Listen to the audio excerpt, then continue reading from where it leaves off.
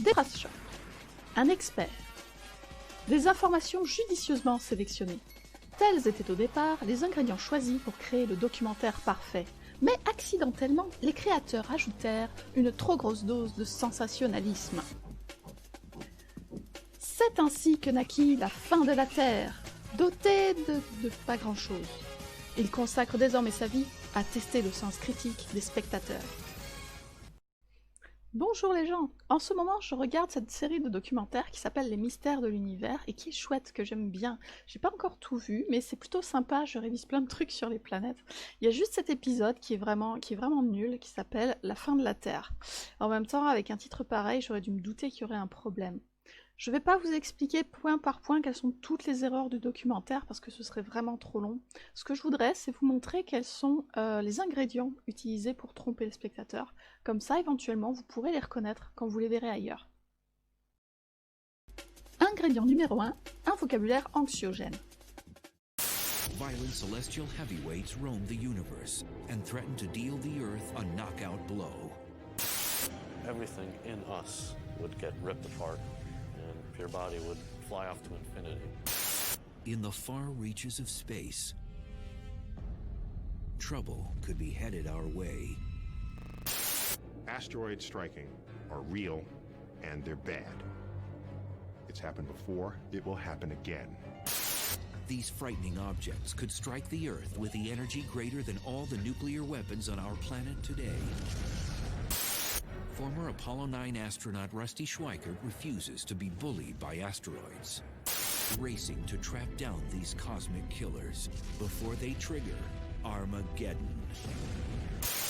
In far-off galaxies, galactic invaders are at work, itching to end life on the planet as we know it. Donc voilà, c'est marrant quand on regarde comme ça un petit montage, mais en vrai le documentaire il dure 50 minutes, donc ce vocabulaire angoissant il est distillé tout du long. Et quoi qu'on fasse, on finit par se laisser influencer par ça. De plus, ils ont l'air de dire, mais sans vraiment le dire, qu'il y aurait dans l'univers une volonté consciente de nous détruire. Vous avez entendu dans le vocabulaire, se faire harceler, des assassins cosmiques. C'est pas du tout ce dont il parle hein, dans le documentaire, évidemment, mais il le laisse entendre d'une façon un peu malhonnête, comme si on était attaqué. Un vocabulaire guerrier, comme ça, qui n'a pas de sens. Et du coup, en fait, ce qu'ils essayent, c'est de nous faire peur. Donc quand on essaie de nous faire peur, on n'essaie pas de nous instruire. Je voudrais en profiter pour vous parler un peu des géocroiseurs, parce que c'est intéressant et un peu compliqué. Déjà, on a un problème de vocabulaire, et là, c'est pas la faute du documentaire. En anglais, on dit Near Earth Object, NEO. Et en gros, un NEO, c'est un objet du système solaire, c'est-à-dire astéroïdes principalement et quelques comètes, dont le périhélie est inférieur à 1,3 unités astronomiques. Alors pour rappel, une unité astronomique, c'est la distance Soleil-Terre. Du coup, ça fait vachement d'objets classés comme NEO qui en réalité n'ont aucun point d'intersection avec l'orbite terrestre et qui n'ont aucun danger de collision avec la Terre. Parmi ces NEO, on trouve les Potentially Hazardous Objects, PHO. Ce sont ceux dont un point de l'orbite a une distance avec l'orbite terrestre inférieure à 0,05 unités astronomiques. Ça fait quand même 7 500 000 km. Et ça représente environ 9% des NEO. Donc le problème, c'est qu'en français, on traduit souvent NEO par géocroiseur. Mais si on consulte le dictionnaire, on voit que géocroiseur, c'est un astéroïde dont l'orbite croise celle de la Terre. Donc forcément, ça rend les choses nettement plus inquiétantes qu'elles ne sont vraiment. Scientists call these trespassers near-Earth objects, or NEOs. They're asteroids and comets, which are leftovers from the formation of the planets. Bon, les géocroiseurs, du coup, sont un vrai sujet, et la NASA recense tous les NEOs, en particulier pour prévoir les risques de collision. Et d'ailleurs, à propos de collision, quand on parle de collision dans l'espace, il y a un truc qu'on oublie tout le temps. Et je trouve un très bon site, The Sky Live, qui permet de visualiser les orbites de plusieurs astres dans le système solaire. Du coup, on va regarder ensemble la trajectoire de la comète Neowise qui était visible il y a quelques temps. Voilà. Quand on regarde des orbites, on les regarde toujours en 2D comme ça. Et donc on a l'impression qu'il y a deux beaux points d'intersection entre les orbites. Mais en vrai c'est en 3D. Donc si on change l'angle, voilà, si on change l'angle, on constate qu'en fait, les deux orbites restent tout le temps assez éloignées. Donc je vous conseille The Sky Live.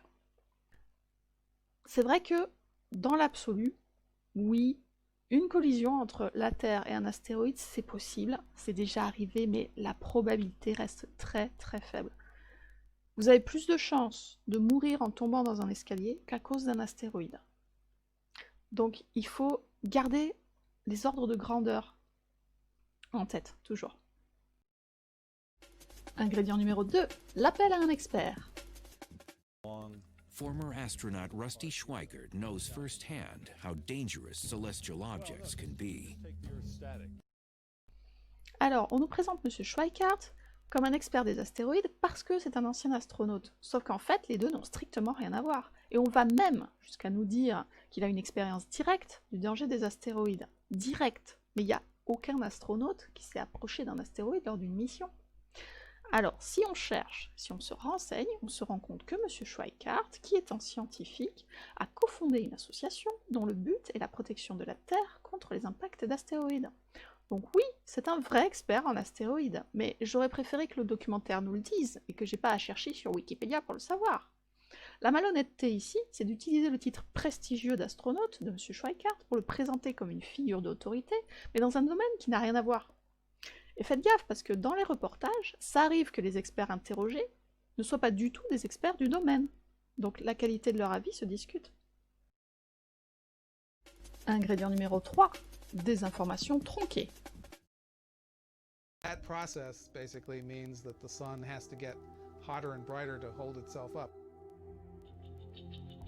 As the sun's core gets hotter, its outer parts will swell in size and turn red. At this point, the sun will expand into a red giant and incinerate most complex life on Earth. Oui, donc le documentaire aborde plusieurs sujets qui pourraient amener à la fin de la Terre. Donc il parle des astéroïdes, il parle d'autres choses, et il parle aussi du coup de la fin du Soleil. Ils essaient de nous faire peur avec la fin du Soleil, sauf que vraiment c'est pas possible. Oui, alors c'est vrai qu'un jour, le Soleil se transformera en géante rouge et la Terre sera alors détruite. Dans 6 milliards d'années. 6 milliards d'années. Hein. Juste pour info, la vie sur Terre est apparue il y a 3,8 milliards d'années. Donc je crois qu'on a de la marge. Mais ça, le documentaire vous le dit pas.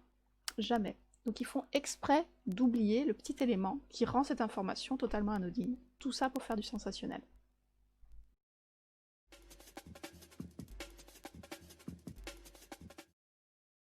J'espère que c'était suffisamment clair. J'espère que cette vidéo vous a plu et qu'elle vous aidera à trier un petit peu les infos quand vous regarderez des reportages, des débats ou des documentaires. Et ben, prenez soin de vous et surtout faites gaffe dans les escaliers.